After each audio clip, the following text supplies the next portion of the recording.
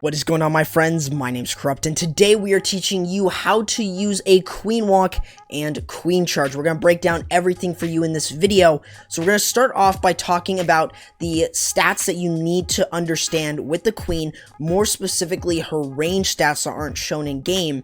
And then also, we're going to talk about the minimum number of your leveling of your Queen between Town Hall 9 and Town Hall 13.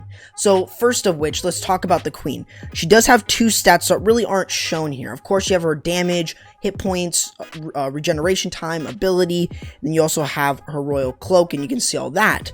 But what it doesn't tell you here is the range of the Queen, meaning that she has an attack range of 5 tiles, and she also has a sight range of 8 tiles. These are two things that aren't really shown, but they're very important to sort of talk about because they are definitely very relevant as we get on later in the video. Now let's talk about the minimum level that you need your Queen to be between Town Hall 9 and Town Hall 13.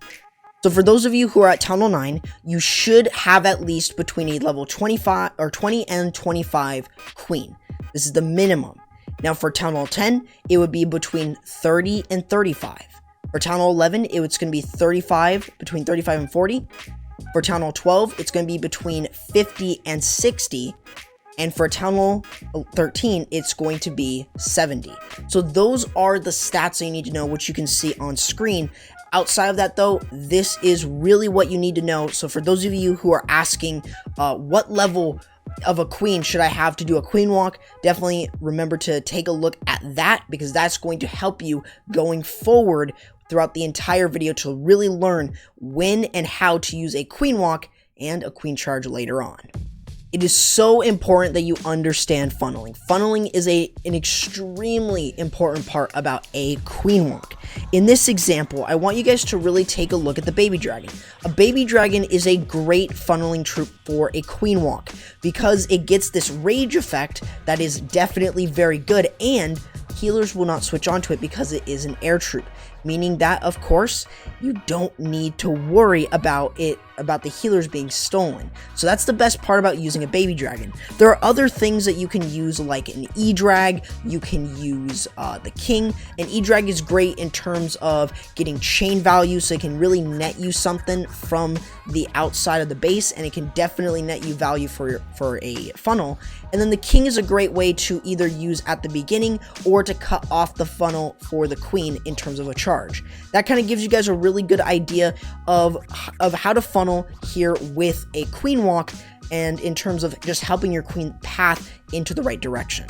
So what's really important when you're doing a Queen Walk or even a Queen Charge is that you don't want the King to be so close to your Queen, and even when the King is taking damage. So this means that in this example here, you notice that the King is being targeted by both the Archer Tower and the Cannon.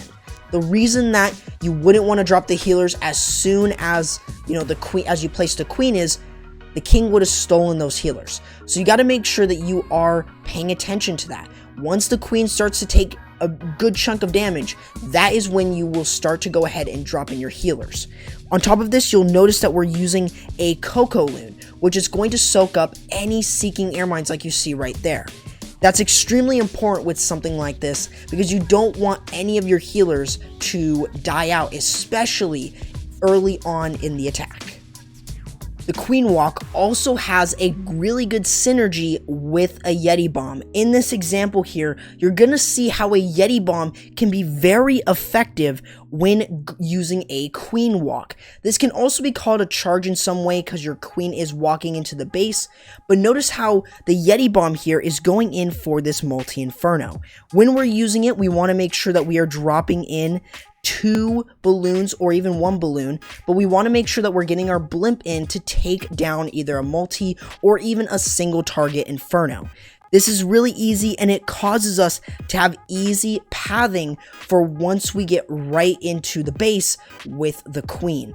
This can simply be done from Town Hall 10 all the way up to Town Hall 13. So it's one of the best ways to get your Queen in if you're doing a charge or allowing yourself to walk on one side with the Queen Walk. But it's a great way in order to establish that funnel by using the Yeti Bomb in order to make sure that you're clearing one section. This can also work, as I said, against single target Infernos, and it can make it much easier and much more comfortable to attack bases with 3 single target Infernos.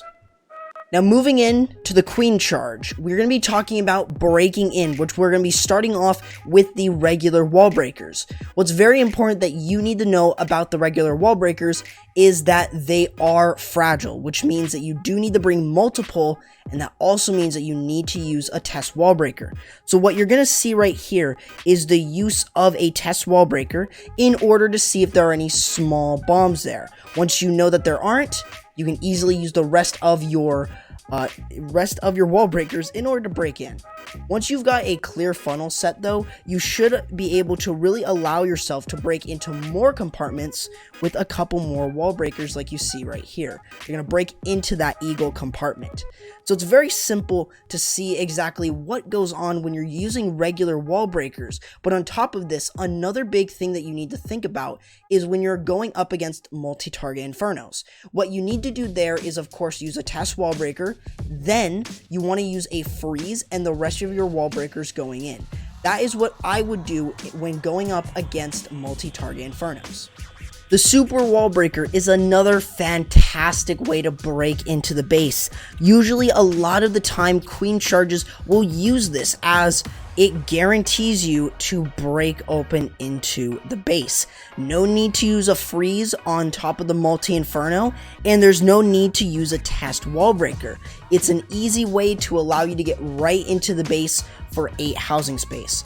Now, of course, for 16 housing space, you can break open into a second layer.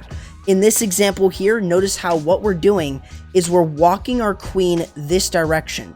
What we're able to do from this entire queen walk or queen charge is taking down the multi-infernos. And once she's able to sort of clear her way into the next compartment, notice how she's going to easily take care of the other multi-inferno. So it's very important that you guys really understand that, because super wall breakers are amazing and they are extremely viable when using a queen charge, but they can also be paired up with jump, which we're going to be talking about next. A jump spell is a very vital part to a lot of attacks. It's one of the more common spells to use when you're using a queen charge. In this example here, you'll see that we do have a jump, and notice the area that we want to use that jump spell in.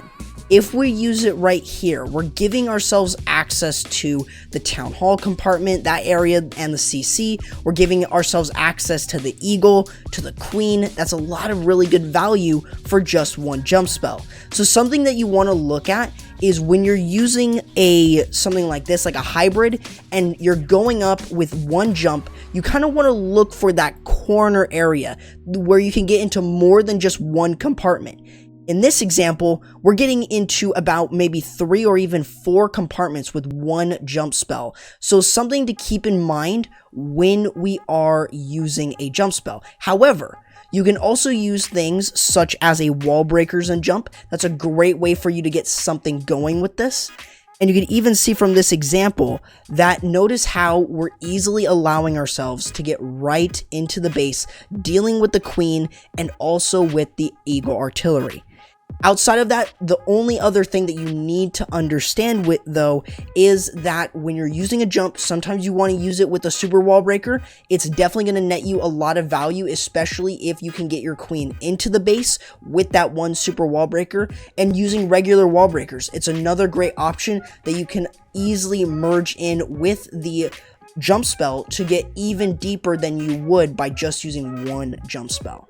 Now, using a quad Quake is a great method in order to make sure that you're getting your queen right into the base. This example here is a perfect example of using a quad Quake. So what we're going to be seeing is the 4 Quake spells being used right here. Notice how much damage that they are doing on each of the buildings except for the storage. They're bringing them down all the way to half health, which is huge for our queen walk. So when we are our queen charge, when we're entering into the base here, we want to make sure then, of course, that we are creating the funnel. But once we've gotten that, we're easily right into the base. One of the big things that you need to know about it is at max level, example, a quad Quake will open you up to 10 tiles worth. So it's definitely really important that you know the tile ranges of each of the levels. But of course here, just giving you guys a clear example of going ahead and using the 4 Quake spells in order to get you into the base to take down key defenses and key buildings.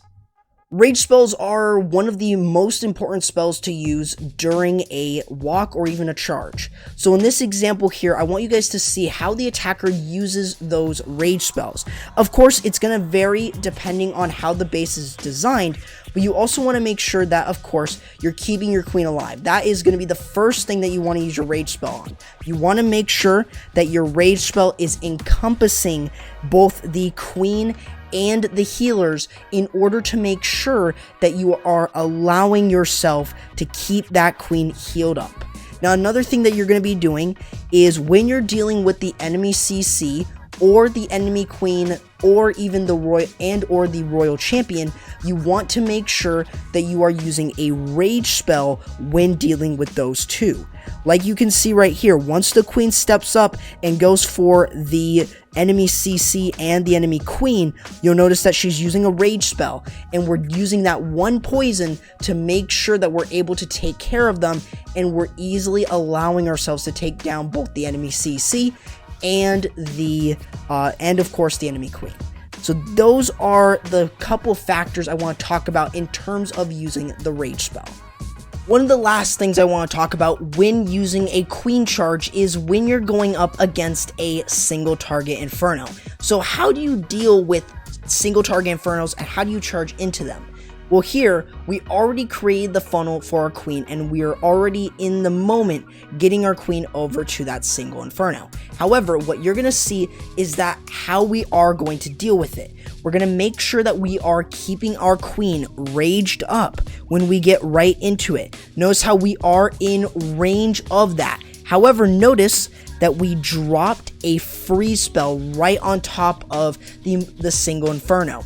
This now means that that queen is easily going to be able to take care of that single inferno with no problem. That's exactly what you guys should be doing when dealing with single target infernos.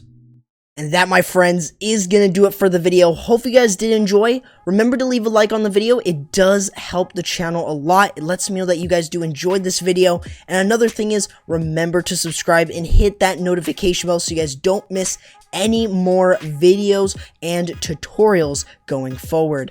Remember, guys, that you guys can always go ahead and follow me on social media, on Instagram and Twitter by clicking the links down below, along with that joining my community Discord server. You can also join any of the clans down below. Remember to join any of their Discord servers in order to sort of have that shot at possibly joining one of the clans. Hopefully that this video found you guys well, and hopefully you guys did learn something from it. Remember to share with your clanmates in order for them to learn the Queen Walk and Queen Charge and be better attackers from Town Hall 9 all the way up to Town Hall 13. But with that being said, guys, that's going to do it for the video. Hope you guys enjoyed, and I'll be seeing you guys next time. Corrupt, signing out.